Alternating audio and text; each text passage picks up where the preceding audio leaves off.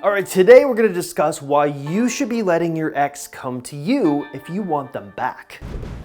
Over the past few years, we've sat down with many different success stories and interviewed them and tried to understand what they're doing that's working versus what they're doing that's not working. And over the years, we've picked up some very clear patterns on what actually works in getting exes to come back. Perhaps one of the most interesting things that we've learned from viewing success stories, people who have successfully gone through our program and successfully gotten an ex back, is something that you wouldn't expect at all. And that's the fact that people who seem to get over their exes seem to have a much better chance of success. Recently, I did a video where I talked about a concept that's kind of controversial. It's called the backwards law. So the backwards law proposes that the more we pursue something, the more we achieve the opposite of what we truly want, and the more disappointed we ultimately feel.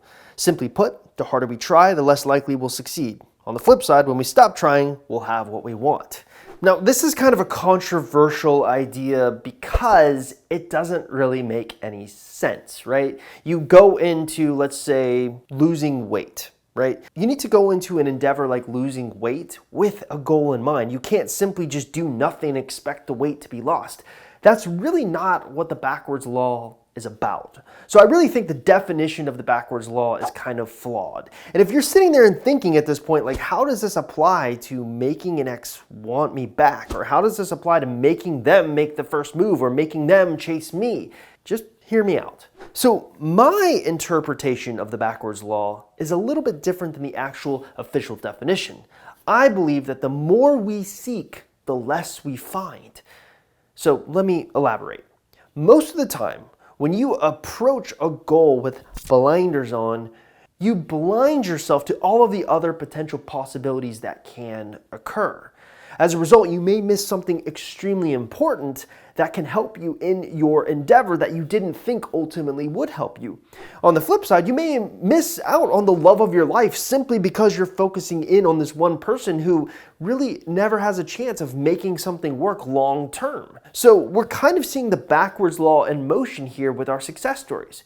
People who seem to be successful seem to be the ones that take the opposite approach of what you would expect. They don't approach getting their ex back with blinders on. They approach getting their ex back by trying to get over their ex and opening themselves up to all of the different opportunities out there. Now, how does this apply to making an ex come to you? Well, I think what happens is a lot of times people with this backwards law identity, with this blinder sort of approach on, they almost always want to push the boundaries of what's acceptable. They're the ones to reach out first. They are the ones to chase. They are the ones to initiate. Versus someone who just is like, you know what, I'm going to let the chips fall where they may. And that person is a lot more likely to make an ex chase them as opposed to the other one. Of course, there's also some other interesting findings we're learning about what makes exes chase you. Real quick, I want to say that if you're new to this YouTube channel or you're trying to figure out what you should be doing to get your ex back and you're trying to learn if you even have a chance in your specific circumstance, probably the smartest thing for you to do is actually stop by our website, www.exboyfriendrecovery.com, or take our Ex Recovery Chances quiz that can be found at exboyfriendrecovery.com. Now, if you're watching this on YouTube, taking that free quiz is super easy to do. All you have to simply do is look in the description link below this YouTube video and click on the link you see there. It will take you directly to the quiz where you can fill it out and get an easy answer on what you should be doing going forward and overall what your chances look like in your specific situation. All right, so let's get you back to the video. So there's this really interesting concept that I've personally coined called ungettable. Now, ungettable is sort of an idea that most women run with because the ungettable girl is initially how it was stemmed, but there can be kind of an ungettable side to men as well. So I don't want men to think that it's impossible for them to become ungettable, but I'm just going to talk to the females here. I mean, I've written a book about this concept, so I believe in it so much.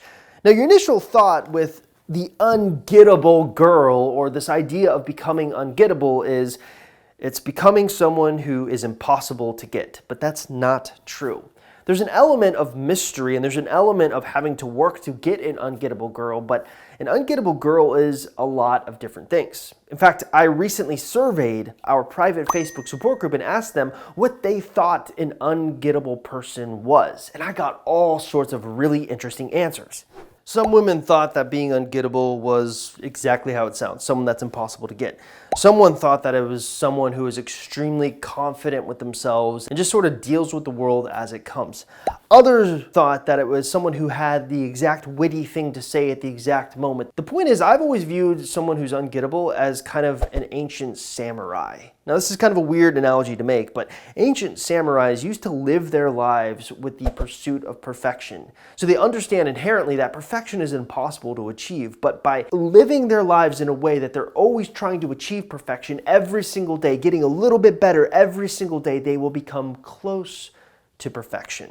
And that's the key, because a lot of times people who are ungettable don't really value men or women as highly as they value themselves. And that in itself is attractive. So how do you get that kind of swagger? I mean, that is ultimately what we're trying to do. We're trying to become so confident with ourselves, so secure with ourselves that we almost put out these subconscious vibes that ultimately attract individuals to us. And a lot of times we also have this first recognition. You know, a lot of people think that someone who's ungettable always needs to be good looking, and sometimes that's the case. I mean, anyone who tells you that looks don't matter when it comes to relationships is just lying to you because they want to remain politically correct. The truth is, looks do matter, but not as much as you think. Because someone who's truly ungettable won't care about how they look. They'll value and improve all of the areas of their lives that are not about looks. And in turn, that makes them more attractive to others. It's this really cool phenomenon. My wife and I were recently watching one of those HGTV sort of contest shows where they kind of like give budgets to each sort of contestant, and the contestant has to design the house a certain way. And what's really cool is to see how these designers acted. We noticed throughout the entire show there was only one person that didn't want to spy on what the other designers were doing. Why? They were so interested in what they were doing and they really didn't care about what the others were doing. Whereas the other females, or even males in some cases, were going and trying to sneak peeks at what everyone else was doing because they felt so self-conscious about themselves. And throughout the entire design show, there's one person that didn't sort of care about what anyone thought. And you could tell they didn't care about what anyone thought. You could see that. That is the essence of being ungettable. They don't care about what anyone else. They're kind of a contrary when everyone else is kind of pushing conformity. They're comfortable in their own skin. Now, if you want a guy to chase you, you need to become this. And the only way to become this is to understand secure attachment styles. All right, so I've talked a lot about attachment styles on this YouTube channel. You know, there's like 4 main attachment styles: secure attachment, anxious attachment, avoidant attachment, fearful attachment. You know, there's different names for them, but ultimately they mean the same thing. Secure is kind of like the best thing. Anxious is someone who's going to blow their ex's phone up after a breakup or act extremely anxious or insecure after a breakup. Avoidants tend to avoid intimacy, that they want intimacy. That's kind of like the big misconception people have about avoidance, whereas fearful attachment styles are kind of a combination of both anxious and avoidance. They're without a doubt the most rare type of attachment style and some of the most difficult to deal with. But what about secure attachment styles? So when I was researching attachment styles for the first time, there's one singular adjective that consistently came up when I thought of someone who had a secure attachment style, and that is fortitude. Everyone thinks that someone with this secure style, someone who's ungettable, isn't allowed to feel sad when a guy breaks up with them, or isn't allowed to feel sad when they feel rejected, and that's not true. They are allowed to feel sad, they're just not allowed to let that sadness define them. They have the fortitude to know, you know, this hurts right now, but it's gonna get better.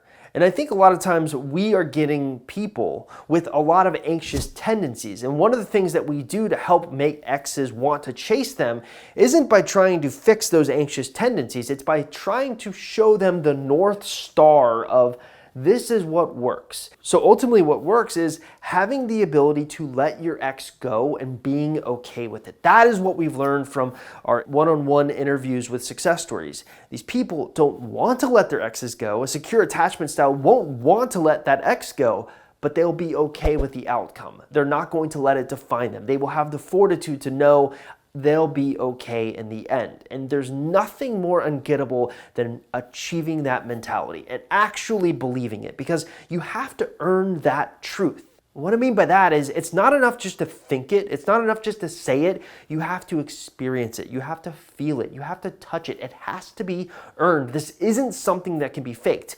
That mentality of being okay with losing your ex forever, being okay with that worst possible outcome, is how you make an ex chase you. Now, I know this sounds kind of hand wavy, like, okay, Chris, you're telling me that if I let go of my ex, they're going to chase me. Isn't that the opposite of what actually works? No. Well, obviously that's not all that's going to make an ex want to chase you. That's the mentality you need to have as you approach your ex in the specific ways that we've identified on our website. Now, one of the probably first things you should do if you're looking at trying to make a real big go of this and trying to win your ex back is by stopping by our website and taking our Ex Recovery Chances quiz. It's a free, simple 2-minute quiz designed to basically tell you what kind of chance you have of getting your ex back. And if you haven't already, make sure you take that quiz. Just look in the description below and click the link you see there. That's it. It's that simple. Also, if you haven't liked, commented, or subscribed to our YouTube channel, doing so would be a tremendous help to us. Thank you.